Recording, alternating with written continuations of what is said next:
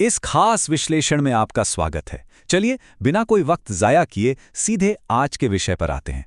आज हम इतिहास के सबसे महान और प्रभावशाली ग्रंथों में से एक भगवद गीता के पहले अध्याय पर चर्चा करने वाले हैं। अक्सर लोग इसे सिर्फ एक धार्मिक किताब मान लेते हैं ना, लेकिन असल में यह मानव मनोविज्ञान और जिंदगी के सबसे बड़े धर्म संकटों का एक बेहद अद्भुत अध्ययन है। इसका पहला अध्याय, जिसे अर्जुन विषाद योग कहा जाता है, सच में चौंका देने वाला है। क्यों? क्योंकि यह किसी उपदेश से नहीं, बल्कि एक इंसान के पूरी तरह से टूट जाने, उसके बिखर जाने से शुरू होता है। आइए समझते हैं कि कैसे किसी इंसान का सबसे गहरा दुख उसका सबसे बड़ा आध्यात्मिक जागरण बन सकता है। अब जरा इस दृश्य की कल्पना कीजिए। ये किसी आम सैनिक की बात नहीं हो रही है। ये अर्जुन है, अपने समय का सबसे अजेय, सबसे महान योद्धा। ये पहले अध्याय का एकदम क्लाइमैक्स है। दोनों तरफ विशाल सेनाएं आमने सामने खड़ी हैं, शंख बज चुके हैं, युद्ध बस शुरू ही होने वाला है, और अचानक इतिहास का सबसे बड़ा योद्धा अपना मशहूर गांडीव धनुष नीचे फेंक देता है और रथ पर पूरी तरह से निराश होकर बैठ जाता है। सोचिए, ये कोई शारीरिक हार नहीं थी, बल्कि ये एक पूरा साइकोलॉजिकल ब्रेकडाउन, यानी एक मनोवैज्ञानिक पतन था। तो यहाँ एक बहुत ही दिलचस्प सवाल उठता है। इतिहास के सबसे महान आध्यात्मिक ग्रंथों में से एक की शुरुआत आखिर एक पैनिक अटैक से क्यों होती है? एक ऐसा ग्रंथ जो पूरी दुनिया को ज्ञान और कर्म का रास्ता दिखाता है, उसकी शुरुआत एक योद्धा की घबराहट और अवसाद से कैसे हो सकती है? खैर, यही विरोधाभास हमें एक बहुत बड़ी बात सिखाता है। आध्यात्मिक जागृति अक्सर एक पूर्ण भावनात्मक पतन के बाद ही आती है। जब हमारे पुराने विश्वास, हमारा अहंकार पूरी तरह टूट जाता है, तभी हम कुछ नया और सच्चा सीख पाते हैं। तो असल में ये पैनिक अटैक कोई कमजोरी नहीं थी, बल्कि ज्ञान प्राप्ति की दिशा में पहला और सबसे जरूरी कदम था। आगे बढ़ते हैं इस भाग की तरफ, जिसे हम जीवन की युद्ध भूमि कह सकते हैं। युद्ध भूमि का नाम तो कुरुक्षेत्र है, लेकिन ध्यान देने वाली बात यह है कि पहले ही श्लोक में इसे जानबूझकर धर्म क्षेत्र कहा गया है। ये सिर्फ कोई भौगोलिक स्थान या नक्शे पर बनी कोई जगह नहीं है। ये एक बहुत ही पवित्र क्षेत्र है जो धर्म और अधर्म, यानी सही और गलत के बीच के उस ब्रह्मांडीय संघर्ष का प्रतीक है। अगर गहराई से सोचें तो ये युद्ध भूमि हमारे अपने जीवन का रूपक है, जहां हमें हर दिन, हर कदम पर सही और गलत के बीच चुनाव करना ही पड़ता है। अब नजर डालते हैं अगले हिस्से पर, मोह का अंधापन। यहाँ दो बहुत ही अलग तरह के नजरिए देखने को मिलते हैं। एक तरफ राजा धृतराष्ट्र हैं। वो शारीरिक रूप से तो अंधे हैं ही, लेकिन उनका असली अंधापन उनके मोह में छुपा है। वो पूछते हैं कि मेरे पुत्रों और पांडु के पुत्रों ने क्या किया। ये जो मेरे की भावना है ना, ये उनके फैसले लेने की क्षमता को पूरी तरह से विकृत कर देती है। और दूसरी तरफ है अर्जुन। अर्जुन हर जगह अपने स्वजनों, यानी रिश्तेदारों और गुरुओं को देखकर इतनी ज्यादा करुणा से भर जाते हैं कि वो खुद को लकवाग्रस्त या पैरालाइज्ड महसूस करने लगते हैं। देखा जाए तो धृतराष्ट्र का अहंकार और अर्जुन की अत्यधिक भावनाएं दोनों ही मोह के अलग अलग रूप हैं, जो इंसान को सही फैसला लेने से रोकते हैं। चलिए अब गहराई से समझते हैं एक योद्धा के इस नैतिक संकट को। अर्जुन की हालत का जो वर्णन किया गया है, वो कोई सिर्फ कवि की कल्पना नहीं है। अगर आज के आधुनिक मनोविज्ञान की नज़र से देखें तो इसे क्लासिक पैनिक अटैक कहा जाएगा। अंग कांप रहे हैं, मुंह सूख रहा है, त्वचा जल रही है, और उसका वो मशहूर गांडीव धनुष हाथ से फिसल रहा है। ये सब कायरता या मौत के डर से नहीं हो रहा था, बिल्कुल नहीं। ये एक बेहद गहरे नैतिक संघर्ष का नतीजा था। अर्जुन के अंदर का योद्धा, एक भतीजा और एक दयालु इंसान, ये सभी पहचानें आपस में बुरी तरह टकरा रही थीं। और फिर अर्जुन जो तर्क देता है वो सुनने में बहुत ही मजबूत और व्यवहारिक लगता है। वो सीधा सवाल करता है कि परिवार और गुरुओं की लाशों पर खड़ी की गई जीत और उस खून से सने राज्य का आखिर मूल ही क्या है।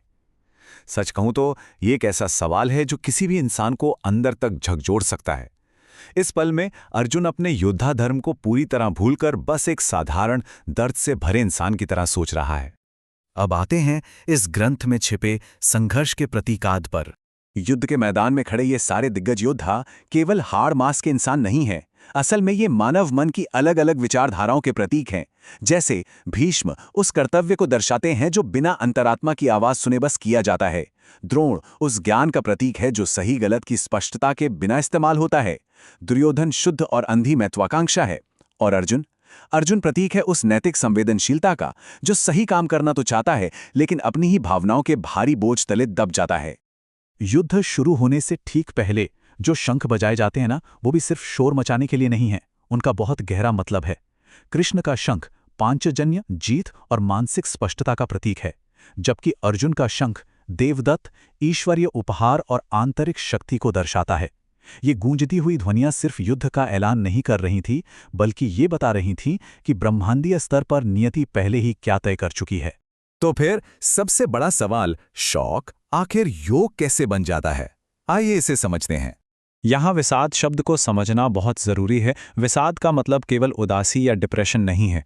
ये एक ऐसी दहलीज है, एक ऐसा थ्रेशहोल्ड है जहाँ इंसान को अचानक ये एहसास होता है कि उसकी अपनी बुद्धि, उसकी अपनी क्षमताएं अब काफ़ी नहीं हैं। ये एक तरह का ब्रेकिंग पॉइंट है। और सच तो ये है कि जब तक मन की इस गहरी उथल-पुथल को हम पूरी तरह स्वीकार नहीं करते, तब तक सच्ची जागृति शुरू ही नहीं हो सकती। अपनी अज्ञानता और दर्द को पूरी ईमानदारी से मान लेना, यही योग की ओर बढ़ाया गया सबसे पहला कदम है। होता क्या है कि शोक हमारे अहंकार और हमारी उस झूठी निश्चितता को पूरी तरह तोड़ देता है।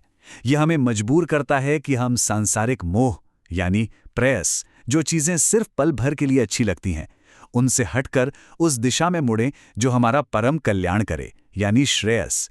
अर्जुन की इसी भयानक पीड़ा ने उसे उन चीज़ों से दूर कर दिया जो केवल मन को लुभाती हैं, और उसे उस परम सत्य की खोज के लिए तैयार किया जो स्थायी मुक्ति देता है। और ठीक यहीं पर आता है वो सबसे चमत्कारी क्षण। अर्जुन की वो गहरी निराशा अब एक सच्ची विनम्रता में बदल चुकी है। जो अर्जुन अब तक कृष्ण से एक दोस्त की तरह बहस कर रहा था, तर्क वितर्क कर रहा था, वो अब पूरी तरह से समर्पण कर देता है। वो कहता है कि मैं आपका शिष्य हूं, मुझे शिक्षा दें। ये बहुत बड़ी बात है, क्योंकि जब तक ये समर्पण नहीं होता, तब तक कोई भी उच्च ज्ञान ग्रहण किया ही नहीं जा सकता। ये वाक्य अहंकार के टूटने और ज्ञान के उदय होने का सबसे बेहतरीन और सबसे बड़ा प्रमाण है। चलिए अब इस पूरी चर्चा को समेटते हुए आंतरिक युद्ध भूमि को समझने की ओर बढ़ते हैं। गीता का ये हिस्सा हमें एक बहुत ही शानदार चिंतनशील प्रोटोकॉल देता है, जिसे हम आज अपने प्रोफेशनल और पर्सनल क्राइसिस में इस्तेमाल कर सकते हैं। इसके 4 मुख्य कदम हैं।